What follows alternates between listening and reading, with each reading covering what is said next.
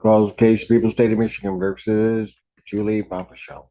Your Honor, I appreciate the court's accommodation. I had an opportunity to speak with Ms. Fong-Fachan. I discussed bond violations that have come to the court's attention since Ms. Fong-Fachan's last appearance before the court. Ms. Fong-Fachan. Now that, as well as the continued lie. Of course, Your Honor. And Ms. Fong-Fachan is going to apologize to the court. She's going to admit that what the court has been made aware of, her participation on a video podcast. Okay, let's just get it all right, Mr. Warren. Here's the stupidity of this individual. I lock her in jail because she was lying to me and violating her conditions. One of her first calls from the jail is to a podcast.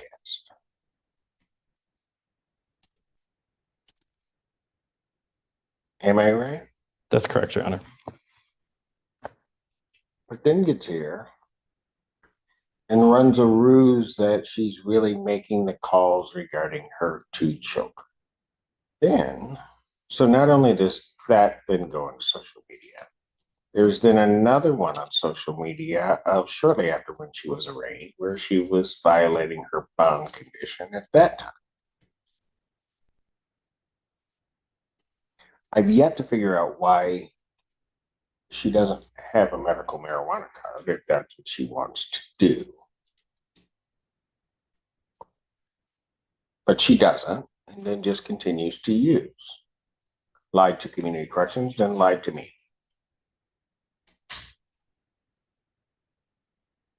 So she gets put in, then makes within that week at least 41 calls that we could see, but there were actually additional ones.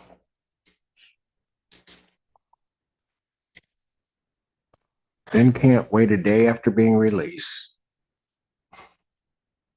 Violates my order again. And Your Honor, that is my understanding of where we are today in its entirety. And Ms. Fong-Fachan admits to all of those things. She did go into custody. She placed upwards of 120 to 130 phone calls, one of which was to a podcast. And I think that demonstrates to the court that her statements that she learned her lesson in custody, it may hinder that because Ms. Fong-Fachan was laughing, joking on a podcast. Oh, yeah, she was. She thought it was all a game. Of course. And guess what? You can think it's a game.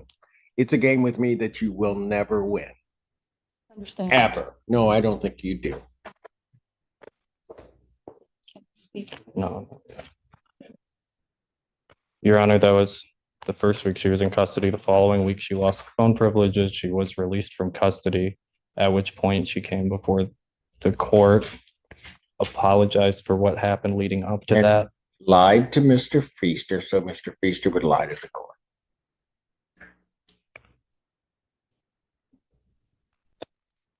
Your Honor, I think Ms. Fong-Fachan understands that pretrial release is a matter of grace, and that for her to remain on pretrial release, she has to demonstrate to the court that she is going to comply with her bond conditions. She has had a turbulent journey on her bond so far. She's had several violations. There are renewed violations. She admits to all of those. She would ask the court to including that the THC cookies, the time release THC cookies was a lie. Ms. Fong-Fachan understands that that story is not feasible, that when you inspect the claim that was made at her first probable cause conference, that it doesn't make any sense. And she'll admit that today to the court, that a number of things she said leading up to this have not made sense and have turned out to be false. And when a person, anyone puts himself in that position, you have to tell lies and lies and lies to kind of undo what you've done so far. I think Ms. Fong-Fachan wants to ask the court for a clean start, to come clean, as to. I thought we did that the last time. This is almost the same spiel I was getting last time, right before she got out and on film dragged. Right. God only knows why you'd be mixing anything with Red Bull, but what the heck? Understood, Your Honor. And she did drink. There's a video of her doing it. She doesn't Oh, yeah, deny it. there is. And what she's going to ask the court to consider is continuing her bond, upwards modification, that she be placed on a other to monitor alcohol use, that she submit to ETG testing to monitor her alcohol use, and that she cease using social media while this case is pending. Ms. Fong-Fachan is serious about resolving this matter. She's serious about taking care of her two children. Daughters Maddie and Ayana have upcoming birthdays on the 28th of March and on the 2nd of April. I know So it'd she be wants to be there horrible for if she's in jail on their birthday. them. It would, Your Honor. But it doesn't seem to me that she was really caring about them all this time anyway. No, Because she would have never put herself in the jeopardy that she's in right now. Of course, Your Honor. I know her children are her primary concern more than anything else, that she's asking the court in a final act of grace to permit her to remain out of custody, continue her bond with those modifications, to comply. And Ms. Fong-Fachan can address the court and come clean about any violations of bond leading up to today.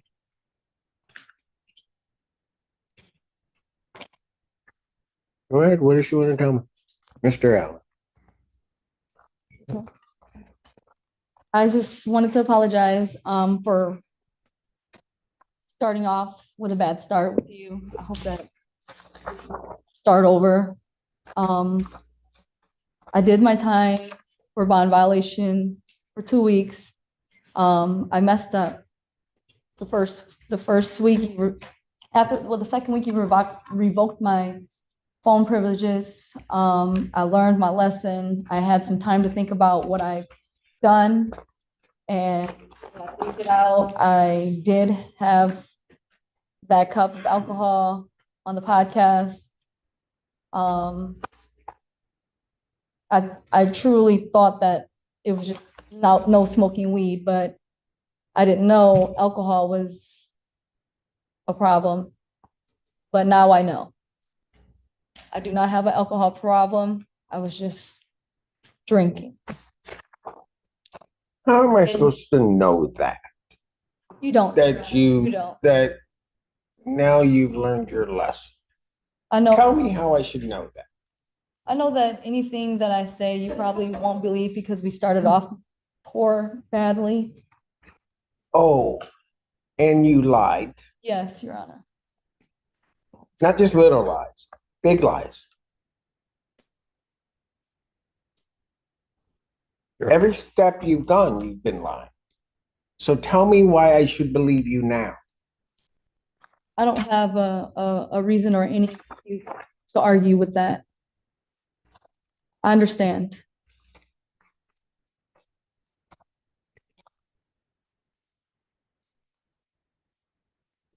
Your Honor, I think Ms. Fong-Fachan knows it's not about what she says, it's about what she does. And what she's done leading up to this has not instilled confidence in the court that she's going to comply. We're asking the court to give her an opportunity to demonstrate that she's going to comply with the court's orders and perhaps present herself as a candidate for at the conclusion of this case.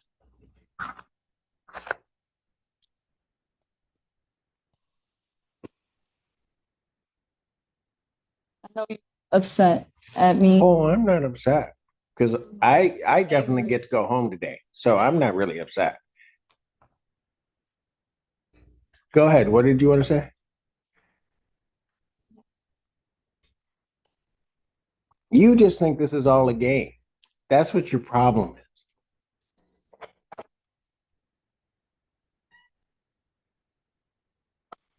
You do. You think this is all a game. I can say definitely I didn't take it seriously the first week. The second week after I stayed in, I had a lot of time to think.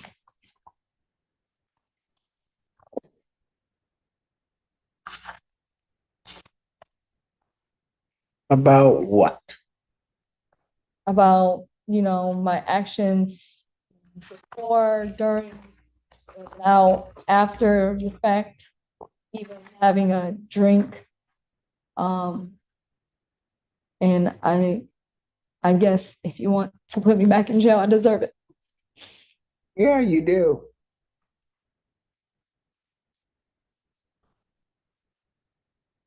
You have a CPL? Yes.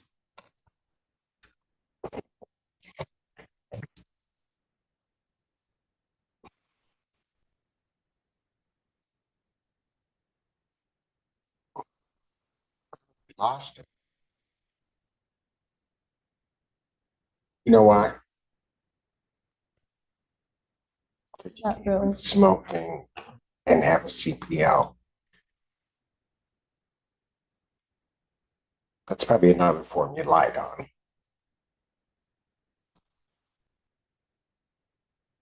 How bad do you want to make this get, young lady? Can you say that again? How bad do you want to make this get? Because if you want to take this thing and make it the worst experience you ever had in your life, I'll be more than happy to indulge you.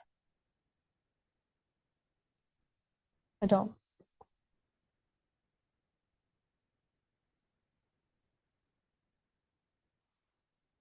So whose rules are we going to play by? Yours, Your Honor. Absolutely. Problem is, I don't know that you know how to do the right thing.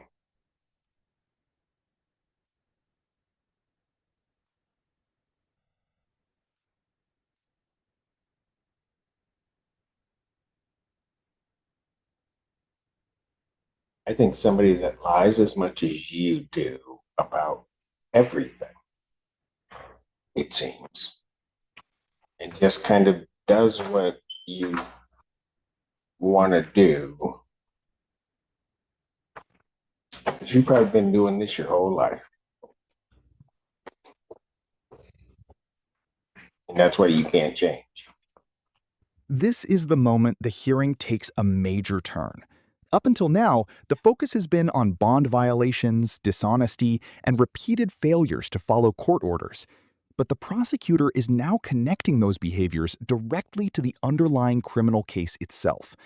Notice the pattern being described: alleged property damage, refusal to cooperate with police, arguments with officers, and accusations of dishonesty from the very beginning. From the court's perspective, this is no longer just about a defendant who made a mistake and wants another chance. It's about whether her actions consistently demonstrate a willingness to ignore rules whenever they become inconvenient. What do you think? Is the judge seeing a genuine pattern of behavior, or should someone still be given another opportunity to prove they've changed? May I have the opportunity to say a couple of things? Oh, absolutely. I'm sorry, Ms. Hughes. I appreciate this, Your Honor. Your Honor said something very interesting. You've probably always been this way, so that's why it's so hard to change. This behavior is exactly what this case is about.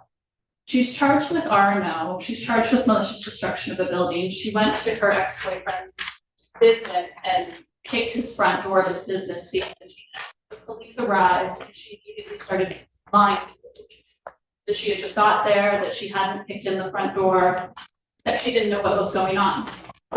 The police wanted to conduct their investigation, so they asked her to just wait in her car. That's all they asked her to do. And can you just wait in your car? And she took this as an opportunity to defy them rather than just listen to them. She told them, I'm not doing nothing. I don't need to go to my car. They asked her again, please go to your car. She decided to cut off Officer Cunningham, not allowing him to speak. He said, well, you can either wait in your car or you can wait in my car. She said, take me to jail, fuck it. Yes, go ahead, take me to jail. So I instructed her to put her hands behind her back, is what Officer Cunningham's report says. She then began to verbally and physically defy Officer Cunningham to the point that Officer Baldwin, another Ann Arbor officer, had to get involved. When Officer Baldwin approached, the defendant turned to Officer Baldwin and pulled her left hand away and said, "Don't make me swing on you," to a police officer. So yes, this is what she does. She lies and she wants to play by her own rules. So by continuously violating Your Honor's orders, this is just a game at this point. Your Honor, I'm asking that you remand her. I'm asking that her bond be revoked and that no bond be set at this time. Mr. Warren Green. Thank you, Your Honor. Ms. Fong Fachan, as the court knows, is a mother. She was previously employed at the University of Michigan, stocking shelves. She lost that job when she was remanded to custody, and I know that she is seeking reemployment. Ms. Fong Fachan fully understands that the consequences of her actions. Does she though? Does she? I mean, I don't know anything about what was necessarily alleged in the case other than the charges, right? And then to hear that recitation of what this case is about and then look at this defendant's behavior, does she really? And I don't know why these kids keep coming up as some shield, because it appears to me everything she's doing has nothing to do with them. She's just running her world.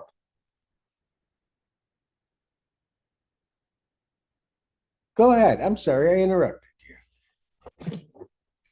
Your Honor, Ms. Fong Fachan has faithfully attended all of her court hearings. I believe that with added conditions of alcohol monitoring, that the court's concerns about her drinking be suppressed. I know it's difficult to address the court's concerns about Ms. Fong Fachan's dishonesty. I believe she's come before you today and been honest about her past conduct and the conduct even after she was released from custody before court today. I'm asking the court to consider continuing her bond with those added conditions, as Fong Fachan will test today and tells me she will test clean. Anything else? Nothing further, Your Honor. Dr. Young, anything else? Well, I can speak. I just wanted to say sorry. I've made some mistakes that day when that happened. I didn't necessarily just kick in the door. It was more to it inside. And it just escalated. I was upset. I didn't mean to harm or disrespect Officer Cunningham.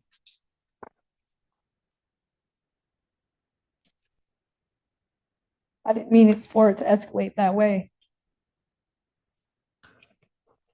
And I hope that I can apologize and make it right. I'm trying to. Since this has happened, my life is in shambles. I'm trying to figure it out. Being in jail I get to sit and think about my actions and, actually learn from them. But being in there, I can't get things done. I have to figure out getting another job, paying bills. Not that you care, but I'm trying. I'm trying to make it every court date. I quit smoking weed. If I can be placed on an alcohol tether or have to drop for, urine.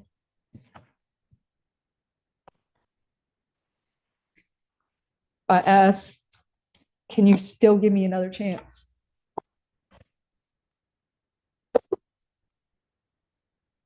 And you said something very interesting. You said, I don't care. Not that I care. just now. Yeah, that's a funny thing. Because actually, about everybody that comes before this court, I care.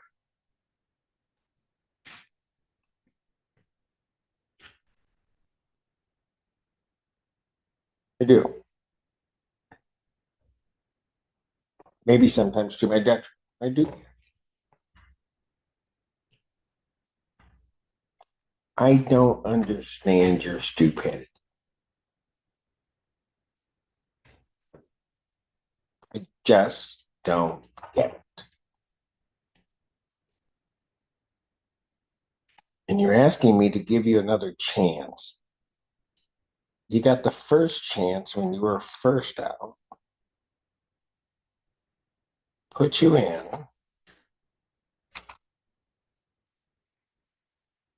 I bring you back.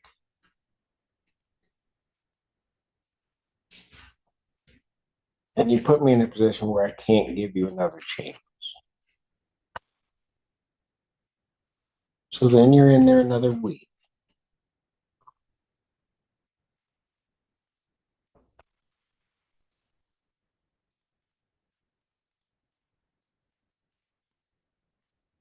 Told me that day, you and Mr. Feaster, you had learned everything and you were going to be able to conduct yourself by the court rules and everything else. You don't at 24 hours, you don't make it 24 hours.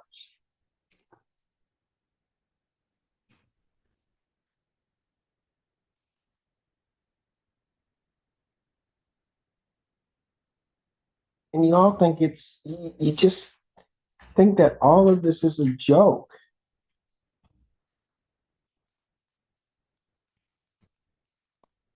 Don't get to just have your way because you want to have your way. Always. There's a bigger bully.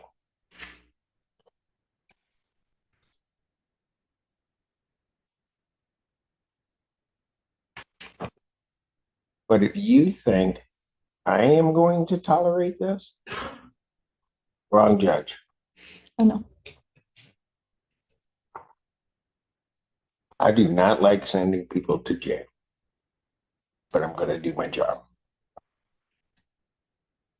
And if you can't cooperate, if you can't just do the simple things that are asked, none of this stuff is hard. None of it. But if you've got to pretend to all these folks that this doesn't bother you and you're just too cool for any of this, and you're just going to make it, well, okay, so be it. You can sit up there and be everybody's hero.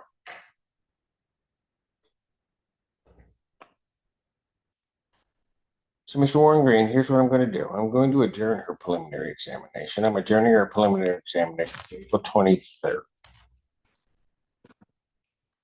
2024 at 9. That is before me. It will give you the opportunity to certainly motion before this court this defendant's release. But for today, she's going. Defendant's bond is hereby revoked pending a motion hearing. If defendant is released from jail, she will go on an alcohol scram test. Thank you. Thank you, Your Honor.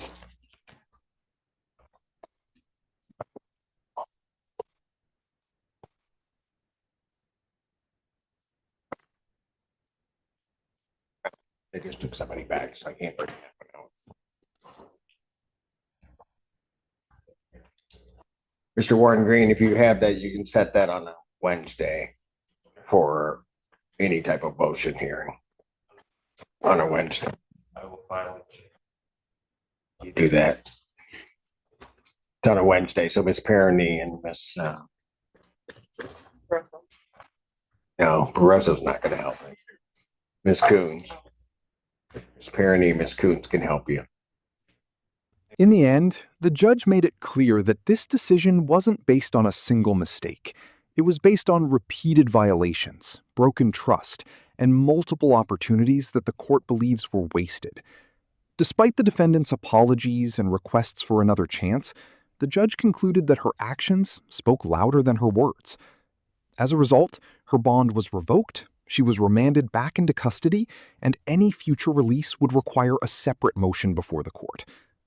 This case serves as a powerful reminder that pretrial release is a privilege, not a guarantee, and courts place enormous importance on honesty, compliance, and accountability. When a judge loses confidence in a defendant's willingness to follow the rules, regaining that trust can become extremely difficult. If you found this case as shocking as we did, make sure to hit that like button, share your thoughts in the comments, and don't forget to subscribe for more jaw-dropping courtroom breakdowns.